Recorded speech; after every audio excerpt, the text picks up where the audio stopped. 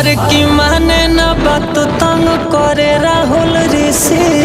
अरे की मन करे नहीं हर रीते सुचली जाई खिसी। अरे की तोहरा बुझाला नहीं गइल तू गोवा। अरे मांगो तवे शशि रोज खाए खाती खोआ।